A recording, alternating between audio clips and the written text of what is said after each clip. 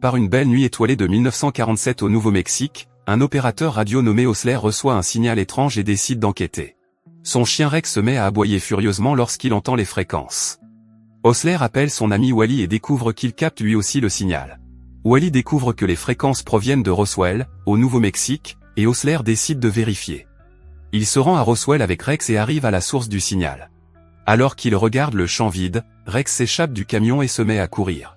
Osler le suit et trouve un fossé. En regardant à l'intérieur, il est choqué par ce qu'il voit. En 2003, des chercheurs de l'Axen Resource Study Corps reçoivent le même signal en provenance de l'Antarctique. Ils le transfèrent aux États-Unis, où ils observent une image satellite d'un objet inconnu situé sur la plateforme glaciaire de l'Antarctique. Ils décident de creuser, car le signal provient clairement de l'objet. Pendant ce temps, à l'université de Berkeley, en Californie, le cryptologue Julian Rome donne son cours de langue. Pendant qu'il enseigne, une jeune étudiante sexy de sa classe lui écrit un email pour flirter avec lui. Après le cours, Julian est convoqué par John Bachman, un professeur réputé. Il lui parle d'Alexis, un élément important du programme de génétique de Stanford. Bachman révèle qu'Alexis l'a contacté au sujet des événements survenus en Antarctique. Il mentionne que l'objet trouvé dans la plateforme de glace émet des fréquences étranges et inconnues et donne à Julian un disque pour les observer. Julian étudie les fréquences et découvre qu'elles ne sont pas aléatoires, ce qui signifie qu'il est possible que quelque chose ou quelqu'un essaie de communiquer avec elles. Il fait part de ses découvertes à Bachman et lui dit qu'il pourrait s'agir d'un signal de localisation. Julian demande à Bachman de le laisser aller observer l'objet. Julian part donc pour le pôle sud, en subissant des tribulations extrêmes dans le ciel enneigé de l'Antarctique. Julian se rend au centre de recherche et rencontre une chercheuse nommée Nila, qui l'accueille de manière très amicale. Nila est l'assistante du docteur Michael, l'un des principaux chercheurs du centre. Julian rencontre Alexis, qui l'emmène voir l'objet. Alors qu'il regarde le gros bloc de glace, Julian demande à Alexis ce qu'il pense qu'il contient. Alexis pense qu'il s'agit d'un chalslac incrusté dans un glacier, mais Julian sait que ce n'est pas possible. Alexis suppose que c'est un extraterrestre qui a envoyé l'objet sur Terre et Julian est d'accord avec cette théorie. Lorsqu'Alexis s'en va, Julian touche le bloc de glace et voit toute sa vie défiler devant lui. Il recule sous le choc. Une chercheuse, Kate, s'approche de lui et, au fur et à mesure qu'ils discutent, il devient évident qu'il y a une histoire difficile entre eux. Elle le conduit dans sa chambre et l'avertit de ne pas faire le moindre geste à l'égard de la chercheuse. Julian semble avoir la réputation d'être un peu playboy. Julian commence à faire des cauchemars et se réveille avec Nila à la porte, qui lui demande s'il veut un petit déjeuner. Elle l'emmène ensuite dans la serre, où elle lui montre leurs plantes, toutes génétiquement modifiées pour pousser sur un autre monde. Pendant ce temps, le président des États-Unis et le secrétaire à la Défense parlent de Julian. Il s'avère que Julian a tenté d'obtenir un doctorat en linguistique appliquée à Stanford, mais qu'il a eu des ennuis pour avoir eu une liaison avec une étudiante. Cette étudiante était Kate et il n'a pas pu terminer son doctorat après le scandale. Il a fini par travailler pour SETI, le programme de recherche sur les renseignements extraterrestres, en tant que cryptologue décodeur. Il s'intéresse à lui parce qu'il est la seule personne au pôle sud à comprendre la gravité de ce qui se passe. Julian rejoint toute l'équipe dans la salle à manger pour un repas. Shelley lui demande ce qu'il fait, mais avant qu'il ne puisse répondre, Strab fait une remarque sarcastique sur le fait que Julian passe son temps à écouter les messages des ET. Tout le monde rit, mais Julian se sent mal à l'aise. Il explique ce qu'il fait et Strab lui demande s'il a déjà interprété de vraies communications extraterrestres. Julian répond par la négative et Shelley lui demande s'il croit toujours aux extraterrestres, même s'il ne les a jamais entendus. Julian passe des heures à essayer de déchiffrer les fréquences et de déterminer si elles contiennent un message, mais en vain. Son collègue Grisham fait remarquer qu'il pourrait s'agir d'une sorte de balise. Le président et son assistant apprennent que les fréquences radio enregistrées par Osler en 1947 sont identiques à celles que Julian interprète. Le président demande à voir Bachman car Julian a besoin d'entendre cette nouvelle de la part d'une personne de confiance. Dans la nuit, Abel réveille l'équipage car le bloc de glace est tombé et s'est brisé, révélant l'objet à l'intérieur. Lorsque Kate tente de le toucher, elle est repoussée par un champ électrique qui semble entourer le vaisseau. Julian décode une partie du message, tandis que Strab affirme à qui veut l'entendre que l'objet n'est pas extraterrestre et qu'ils perdent leur temps.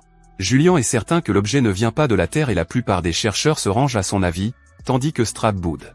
Le groupe décide d'ouvrir le vaisseau, mais Julian s'y oppose.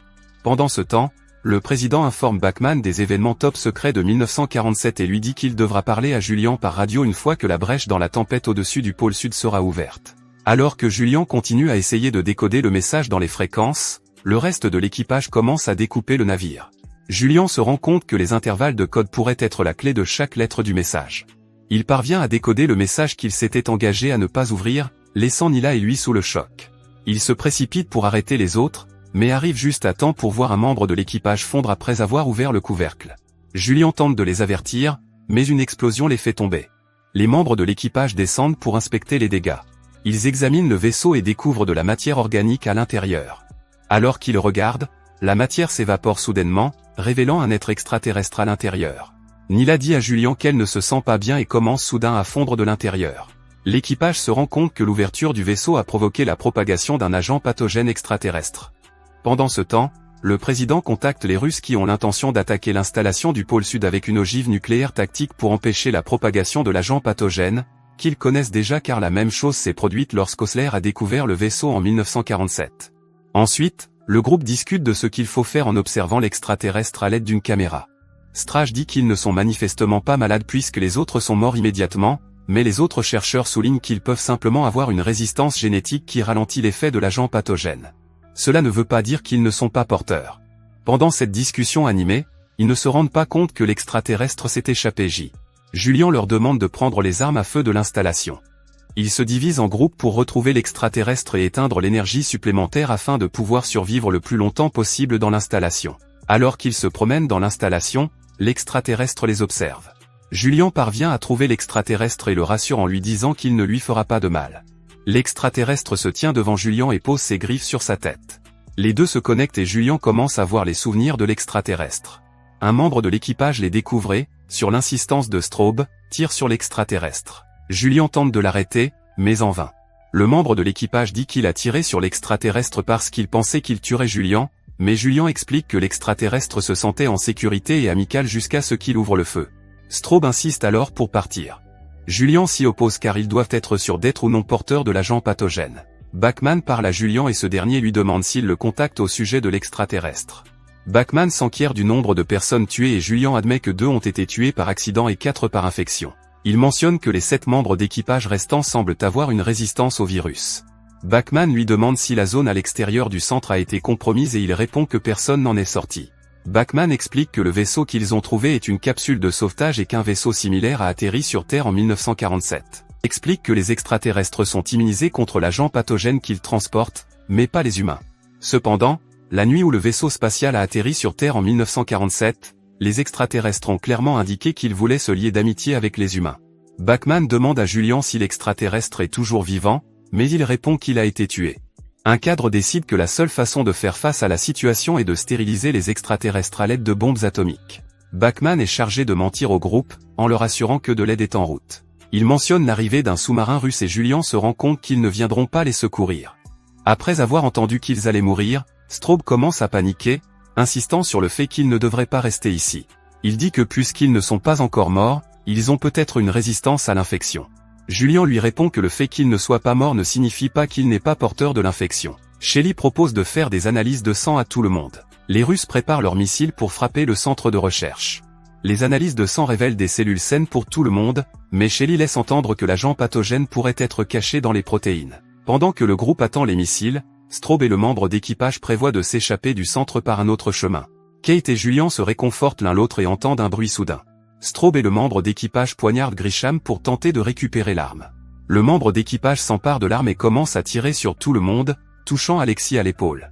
Grisham est tué par Straub avec une fourchette et lorsque Julie y tente d'arrêter Straub, celui-ci tire sur Kate à l'épaule.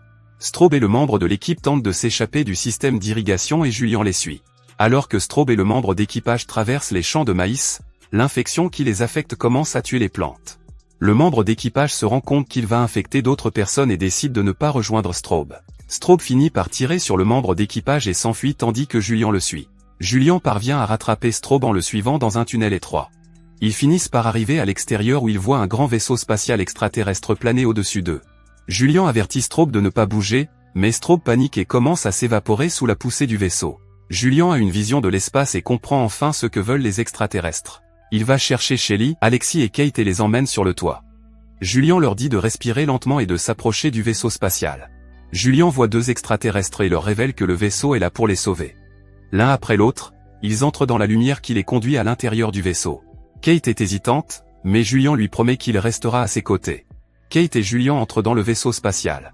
Alors que le vaisseau s'envole, le centre de recherche est frappé par des missiles et détruit par une explosion nucléaire.